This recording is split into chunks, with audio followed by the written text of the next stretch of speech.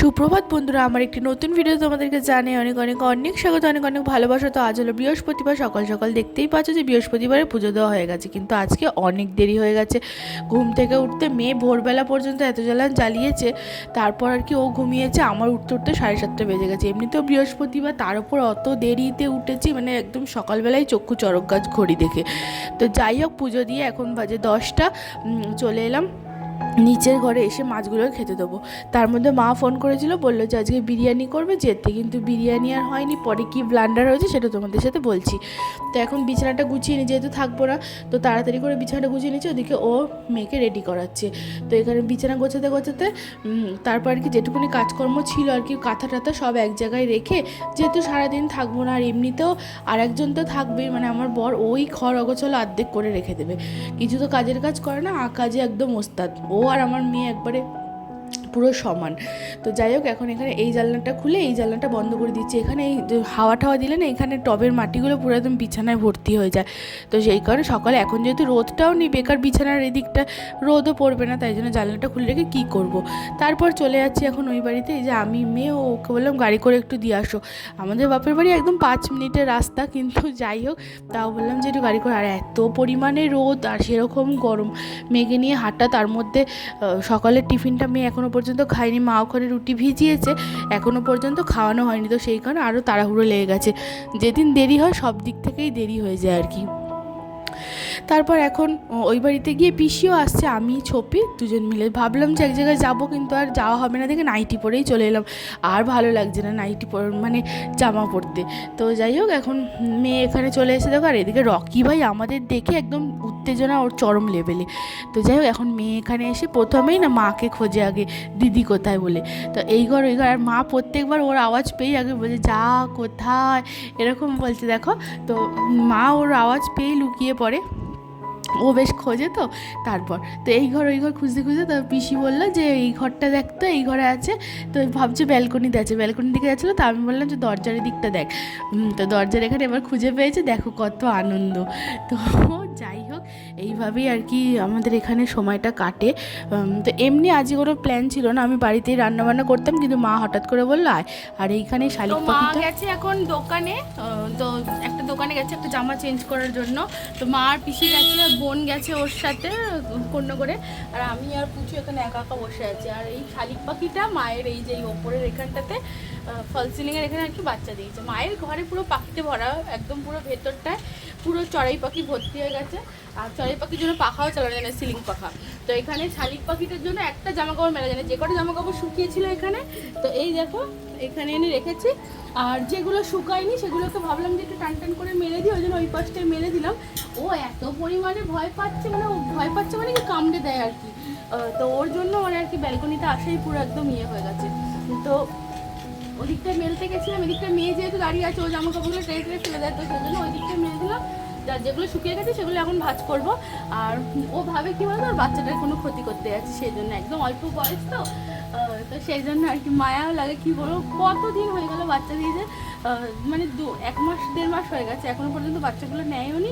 ও এইখানেই পাহারা দিয়ে বসেই থাকে, একটু কাউকে ব্যালকনিতে আসে। তো আমার চশমাটা পরশু দিনকে মেয়ে ভেঙে দিয়েছে। আমার এমনি পাওয়ার আছে চশমায়, কিন্তু চোখে দেখতে পাই, কিন্তু এটা হলো মানে ঘাড় মাথা যন্ত্রণা করে, তো সেই জন্য আর কি চশমাটা নেওয়া। তো সেই চশমাটা ভেঙে দিয়েছে, এর আগে একবার ভেঙে দিয়েছিল, তো সেটাকে আঠা দিয়ে জুড়িয়ে এনেছিল, কিন্তু এইবার আর হবে না বললো। তো পিনটা চেঞ্জ করে এনেছিল, এর আগের বার আঠা দিয়ে তারপর পিনটা চেঞ্জ করে এনেছিল। তো এইবার গেল, বললো আর হবে না ওটা। তো আবার নতুন দেখো ফ্রেম কিনে এনেছে, ওর মধ্যে আগের কাঁচটা বসিয়ে। একই ফ্রেম, কালারটা আলাদা। আমি জানিও না যে আমি তাহলে অন্য একটা চশমা পছন্দ করতাম। একই ডিজাইন এর আগেও পরেছি, এইবার একটু দেখে শুনে ভাবলাম যে নেব, ও ফট করে ওটা নিয়ে চলে এলো। তো যাই হোক, এখন এখানে জামা কাপড়গুলো ভাঁজ করে নিচ্ছে, আর মারা এখনও পর্যন্ত আসেনি, ও খাবার নিয়ে চলে গেছে। তো মা করেছিল হলো রাইস আর কষা মাংস, বিরিয়ানি করে বলেছিল, কিন্তু মাটনের যে দোকান দিয়ে বাবা মাটন নেয়, তো সেই লোক মানে কাকুটা আর কি আজকে দোকান খুলবে না, তো সেই জন্য আর কি হয়নি, তাই জন্য রাইস আর মাংস হয়েছে।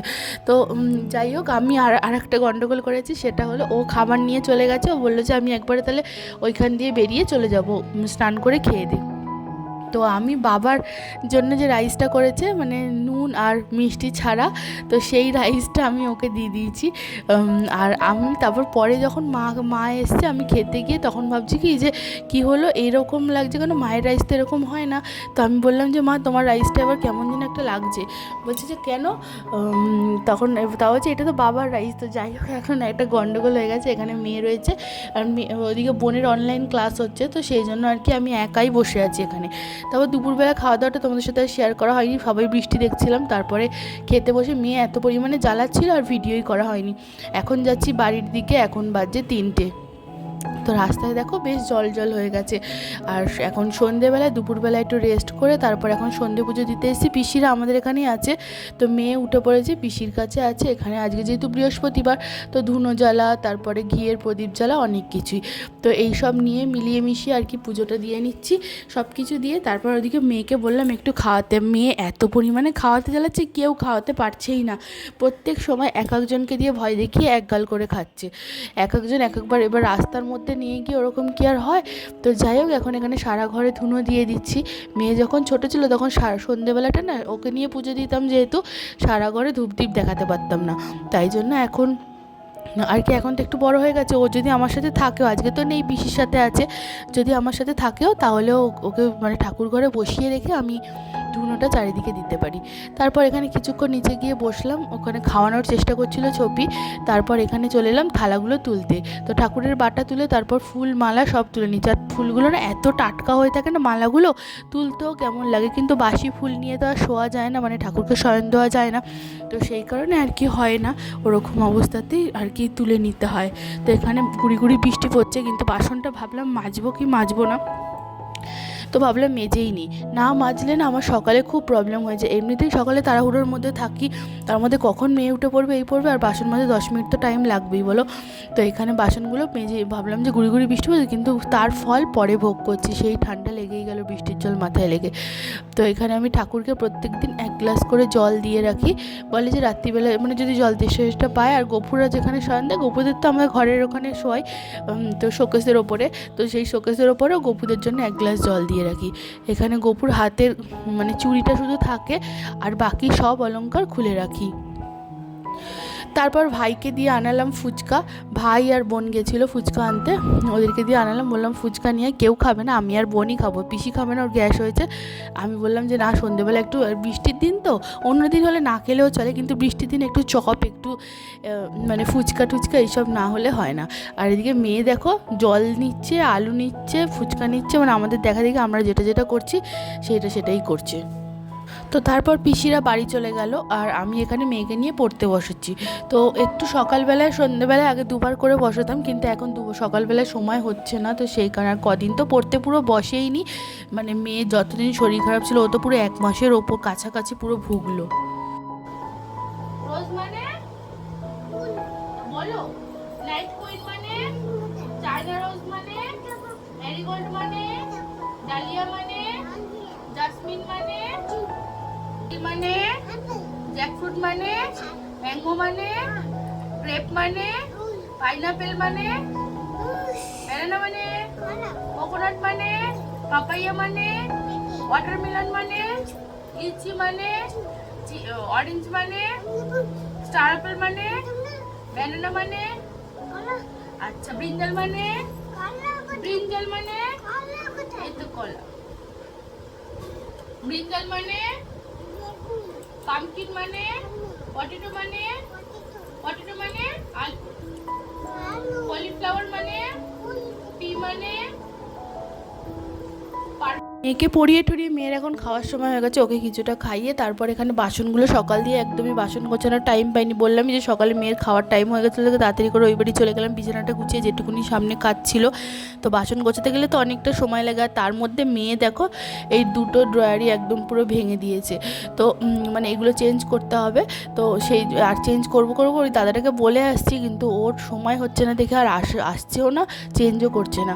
তো এইগুলো এরকম অবস্থাতেই রয়েছে। আর এখানে বাসন রাখতে এত পরিমাণে প্রবলেম হচ্ছে কি বলবো। তারপরে এখানে বসে পড়েছি খেতে সবাই মিলে একসাথে। তো ভিডিওটা আজকের মতন এখানেই শেষ করছি। তারপর আমার রাতে এত পরিমাণে শরীর খারাপ লাগছিলো, মেয়েকে ঘুম পাড়াতে গিয়ে বাসনপত্র রাতে ওই মেজেছে, আমি আর কিছুই করতে পারিনি। তো ভিডিওটা আজকের মতন এখানেই শেষ করছি। ভিডিওটা ছোট্ট করে অংশ যদি তোমাদের ভালো লাগে তো লাইক করে দিও। আজকের মতন টাটা বন্ধুরা, সবাই খুব ভালো থেকো, সুস্থ থেকো।